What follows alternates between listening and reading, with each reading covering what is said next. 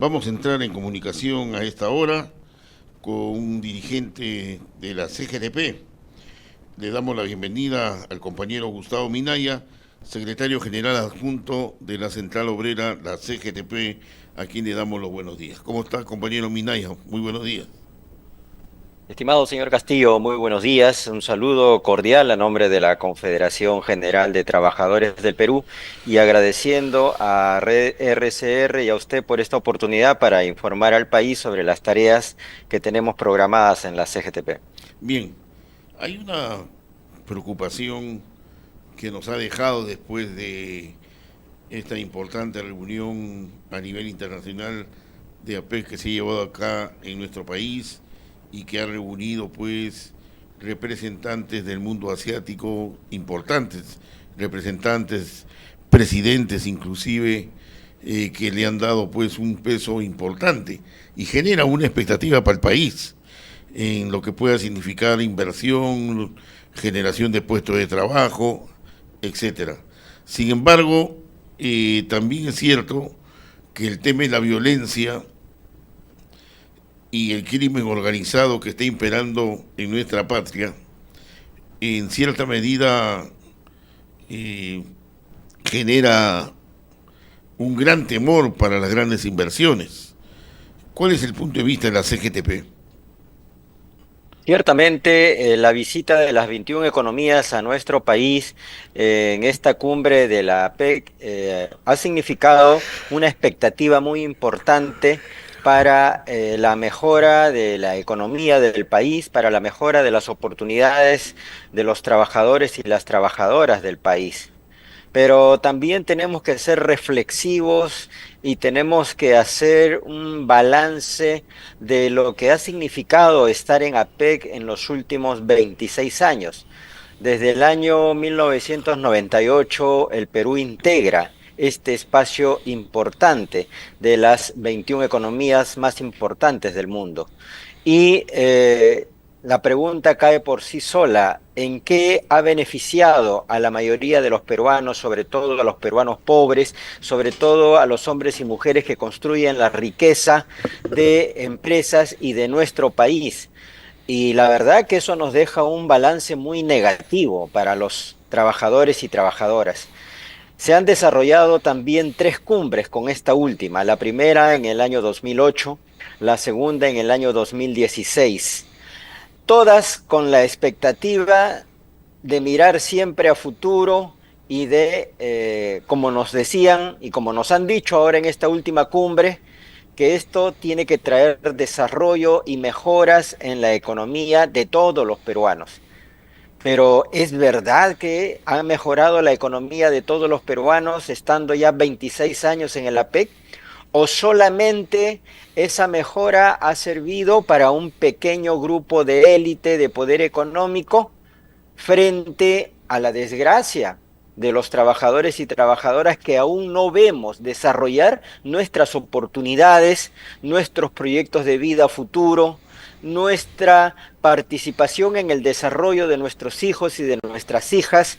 Y allí tenemos los resultados. En el primer trimestre de este año, las cifras del Instituto Nacional de Estadística fueron pero lapidarias: 30% de pobreza general en nuestro país, 6% de extrema pobreza, y además del 30% hacia arriba, un 20% más ya estaba en riesgo de caer en pobreza.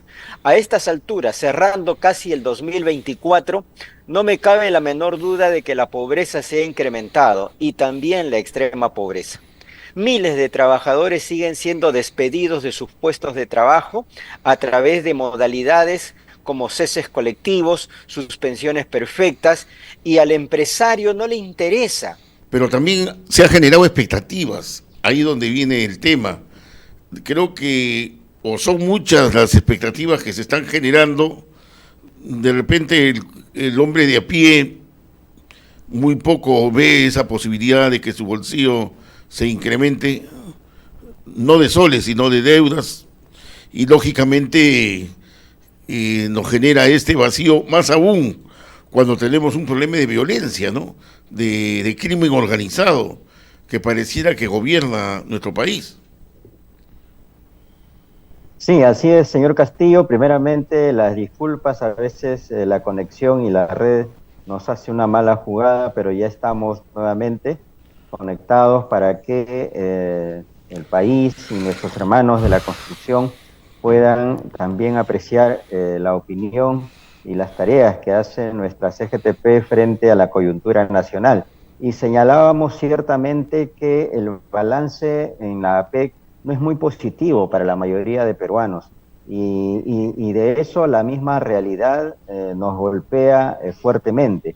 Que la expectativa sigue siendo positiva a futuro, cierto, pero eso lo tendremos que hacer realidad, ¿no? Con un nuevo escenario político, un nuevo escenario en donde nuevos personajes con mayor credibilidad, con transparencia, ¿no? Puedan ingresar al escenario político y administrar los recursos del Estado en beneficio de las grandes mayorías. Yo creo que ya es tiempo en que los grupos de poder económico entiendan que se tiene que redistribuir la riqueza de nuestro país, que todas las oportunidades que vengan, no solamente con la APEC, sino con la posibilidad de entrar a un espacio también tan importante como la OCDE, y todos los tratados de libre comercio que se han firmado, por ejemplo, con la Comunidad Europea, con el Tratado de Libre Comercio con Estados Unidos, con Canadá, con los países del Asia,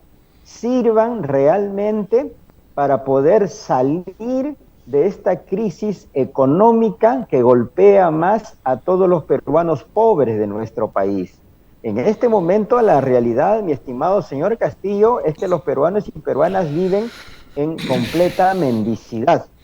Y el ejemplo más claro son la abundancia de los comedores populares y de las ollas comunes que se han implementado como iniciativa de las mujeres de nuestro país para dar de comer, para alimentar a sus hijos, a sus hijas en las zonas más pobres de nuestro país. Y aquí en Lima, nada más darle una mirada a los conglomerados poblacionales de Villa El Salvador, Caraballo, El Agustino, La Victoria, en los grandes cerros, en donde hay una gran cantidad de población pobre, en donde vamos a ver no solamente centenares, sino miles de ollas comunes que se trabajan con la iniciativa de las mujeres valientes de nuestro país y que van a los mercados todos los días a pedir donativos para poder elaborar la alimentación del día a día. Entonces, no podemos tener un país en escenarios tan importantes con esta realidad, ¿no?, social que vive nuestro país. Ahora, aquellos que tienen, compañero Minaya, les quería formular esta pregunta, y aquellos que tienen la posibilidad de contar con un trabajo, ¿no?, estable, qué sé yo, lamentablemente tampoco se respetan los derechos laborales, ¿no? Y seguramente usted tiene conocimiento que en el primer trimestre del 2025 va a venir al Perú una delegación presidida por el máximo representante de la OIT para conocer cuál es la situación laboral que estamos viviendo los trabajadores peruanos en general, ¿no? Esperemos que así sea, porque es un mandato de la Conferencia Internacional de la Organización Internacional del Trabajo que venga una misión de la OIT a verificar el estado de la aplicación del Convenio 87, que no es otra cosa que el derecho de libertad sindical que tenemos todos los trabajadores del país, hombres y mujeres, para desarrollar este derecho. O sea, organizarnos en sindicatos, mejorar nuestras condiciones de trabajo y económicas a través de la presentación de pliegos de reclamos y, de ser necesario, ejecutar una huelga, que es la paralización de labores cuando el diálogo no es fructífero. Ese derecho no está siendo reconocido y está siendo vulnerado en nuestro país, y eso ha quedado evidenciado en la 111 conferencia de la OIT en junio del año 2023, cuando el mundo declaró al Perú un estado infractor del Convenio 87 de la OIT. Bienvenidos nuestros amigos de la OIT si llegan aquí el primer trimestre del año 2025. porque ya los estamos esperando para que vean in situ cuál es la realidad, ¿no?, de la aplicación de este convenio 87. Finalmente, en estos días, en estos momentos inclusive, mineros informales, no digo ilegales, sino informales, están bloqueando carreteras. Hay otro grupo importantísimo en las puertas del Congreso Nacional, y al final de cuentas esto que ha generado cierta confusión con un proyecto también de ley que ha dado el Ejecutivo o que pretende que se aplique. ¿Cuál es la situación de este sector, que no es nuevo lógicamente, pero que a lo largo de los últimos años ha crecido enormemente a nivel nacional? Hay sectores, lamentablemente, en el Parlamento que quieren eternizar la informalidad en el sector minero, en el sector minero informal, como le llaman ahora, el sector minero artesanal. Y eso es lamentable porque le quitan la oportunidad de muchos pequeños empresarios de poder desarrollarse, de miles y miles de trabajadores que también ven en este trabajo, ¿no?, una oportunidad para ellos y para sus familias. Y es por eso que ahora han venido miles de trabajadores aquí a la capital para pedirle al Congreso que legisle en beneficio de estas oportunidades que necesitan para poder formalizarse, para poder insertarse en la economía de nuestro país. Y no es posible que el Congreso les dé la espalda o generen simplemente normas legales que son paliativas, que son temporales, sin ir al problema de fondo. Aquí hay millones de trabajadores y familias que dependen de este sector de la minería artesanal, de la minería informal, y están clamando por oportunidades, que también sus trabajadores están en los niveles ni tan desarrollados, en los niveles también de pobreza y de extrema pobreza, y es el sustento del día a día para sus familias y para llevar el pan de cada día. Correcto. Hay esa expectativa, están quedando muchas preguntas, pero termino con esta pregunta, compañero, en relación al tema ya político. Luego de la reunión de APEP, inclusive parecería que el sector empresarial también ya le dio la espalda a la señora Dina Boluarte, porque un año más o año y medio más con este gabinete y con nuestra presidenta, parecería que se va a diluir muchos proyectos que podrían agilizarse por la falta de gente capacitada y por la falta de criterio para dirigir la economía del país. Compañero Minaya, la próxima semana ya se cumple 2 años de que asumió el gobierno la señora Dina Boluarte, con el atenuante de que ahora su hermano está prófugo, que tiene orden de captura, pende sobre él prácticamente 3 años de cárcel, y el panorama se vuelve más difícil. ¿Se está coordinando alguna acción para el próximo 7 de diciembre? Bueno, va a caer el día sábado, pero días previos a nivel de la CGTP. La situación de este régimen que lidera la señora Boluarte cada día se convierte en una situación más lamentable.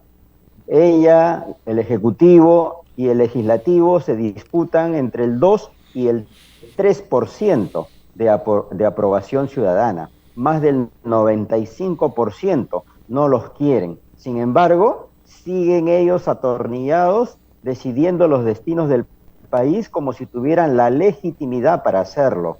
Y una de esas inacciones es tomar medidas efectivas, por ejemplo, contra el crimen organizado, contra el sicariato, contra las extorsiones, por ejemplo, en el sector de la construcción, a los empresarios de la construcción y también a los transportistas, a los bodegueros, a los mototaxistas, etcétera. La delincuencia se ha extendido de manera significativa, incluso potenciada con las últimas normas legales que emitió este Congreso de la República. Y nosotros lamentamos que un sector importante del empresariado que nos acompañó en determinado momento para exigir acciones concretas por parte del Ejecutivo para combatir el crimen, cuando hemos estado saliendo a las calles ahora en el marco de la APEC, hayan decidido blindar, ¿no?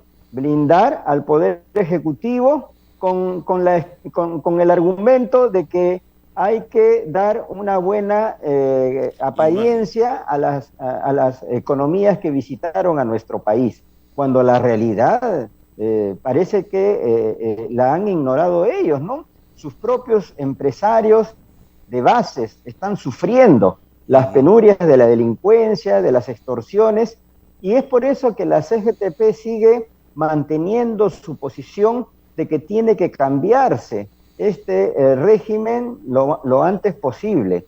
Y nosotros tenemos anunciado y ya hemos acordado en la última reunión de secretariado una movilización nacional como CGTP para el día 10 de diciembre, que en el marco de los 2 años, ¿no?, del golpe que se dio el 7 de diciembre y de que la derecha y la extrema derecha se apropiaran del control del Estado, y también reclamando acciones efectivas contra la delincuencia y en la protección de nuestros derechos laborales y sindicales, saldremos a las calles nuevamente y convocaremos a toda la clase trabajadora y a todas las organizaciones aliadas para que hagamos lo mismo, a expresarnos de manera enérgica, como siempre lo hemos hecho en estos últimos tiempos, defendiendo los intereses y los derechos irrestrictos de la clase trabajadora.